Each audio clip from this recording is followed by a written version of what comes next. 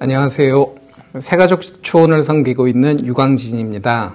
오늘 저희가 함께 나눌 말씀은 창세기 42장 26절부터 38절까지 말씀입니다.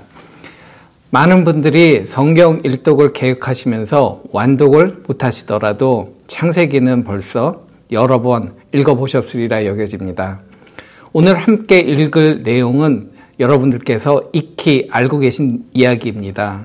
그렇기에 우리는 결국 요셉의 형들이 용서를 하고 야곱과 그 형제들이 요셉이 마련한 땅에서 더 이상 굶주리지 않고 동생을 상인들에게 팔아버렸다는 그 죄책감에서 벗어나 삶을 영위한 그 결말을 잘 알고 있습니다. 결말을 알기에 오늘 읽을 본문 말씀은 그다지 스릴이 있지도 않고 다이나믹하지도 않게 느껴질 수도 있습니다. 하지만 오늘은 그 결말은 접어두고 창세기 42장 26절부터 28절 그리고 35절 말씀을 함께 읽도록 하겠습니다. 26절 그들이 곡식을 나귀에 싣고 그곳을 떠났더니 한 사람이 여관에서 나귀에게 먹이를 주려고 자루를 풀고 본즉 그 돈이 자루 아귀에 있는지라 그가 그 형제에게 말하되 내 돈을 도로 넣었도다 보리자루 속에 있도다. 이에 그들이 혼이 나서 떨며 서로 돌아보며 말하되 하나님이 어찌하여 이런 일을 우리에게 행하셨는고 하고 35절 각기 자루를 쏟고 본즉 각 사람의 돈 뭉치가 그 자루 속에 있는지라 그들과 그들의 아버지가 돈 뭉치를 보고 다 두려워하더니. 오늘 말씀에 보면 요셉의 형제들과 야곱은 왜 두려워하고 있습니까? 27절 말씀에 자루를 풀고 본즉 그 돈이 자루 아귀에 있는지라. 또 35절에 각기 자루를 쏟고 본즉 또 그들과 그들의 아버지가 돈 뭉치를 보고 다 두려워하더니 라고 말씀하고 있습니다. 하나같이 눈에 보인 것이 두려움을 가져다 준 것입니다. 물론 말씀을 묵상하는 분들마다 각자 서로의 의견이 있을 수 있겠지만 저는 그런 묵상을 해보았습니다.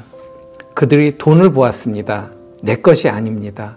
이미 곡식값으로 지불한 돈인 것입니다. 어찌된 일인지 알 수 없습니다. 두렵기는 하겠지만 요셉에게 그대로 가져다 주고 사실대로 이야기하면 될 텐데 하나님을 믿는 사람으로서 떳떳하게 정직하게 설명을 하면 무슨 두려움이 있을까?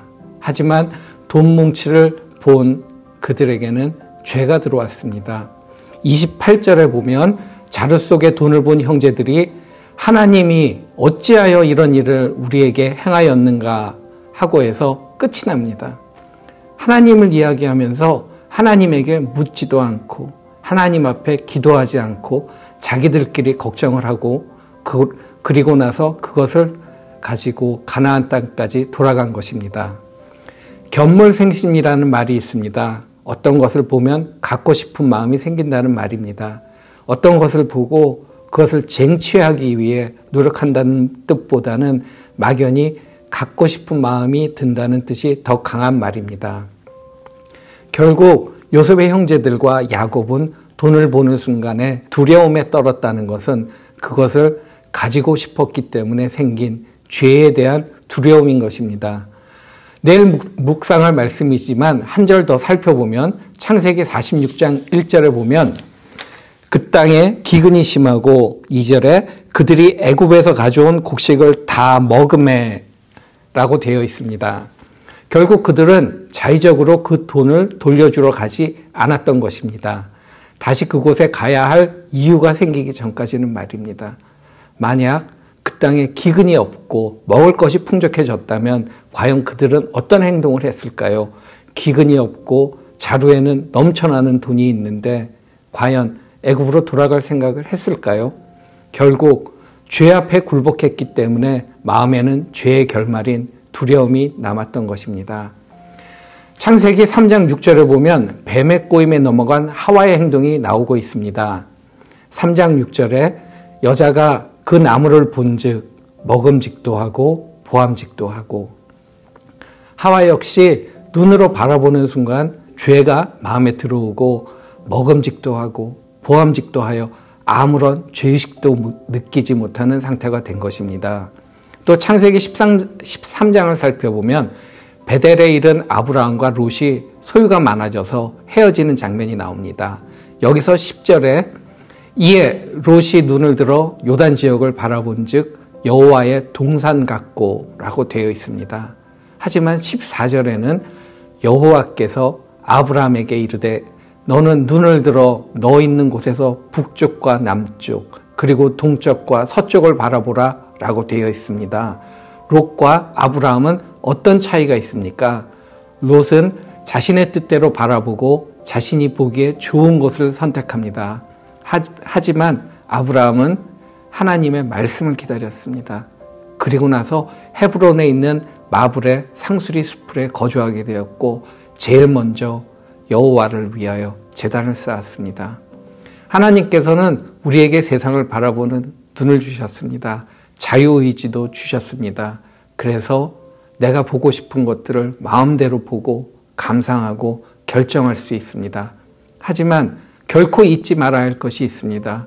무엇을 보고 무엇을 듣든지 여러분의 자유이지만 한순간의 실수로 우리는 죄의 나락으로 떨어질 수 있습니다. 기도를 멈추지 마십시오. 말씀 묵상을 멈추지 마십시오. 우리 모두는 하나님을 믿는 사람들입니다. 우리는 이 땅에서의 삶은 과정일 뿐이요 구원받은 자들로서 당연히 영생의 삶, 천국의 삶이 우리를 기다리고 있다는 결말을 잘 알고 있습니다. 야곱과 그 10명의 요셉을 팔아왔던 형제들은 결말을 모르기에 두려워하고 있습니다. 어쩌면 당연한 것입니다.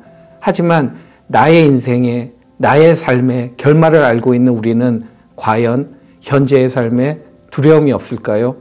우리는 결말을 알고 있지만 그럼에도 하루에도 몇 번씩 넘어지고 두려움에 빠지고 있습니다.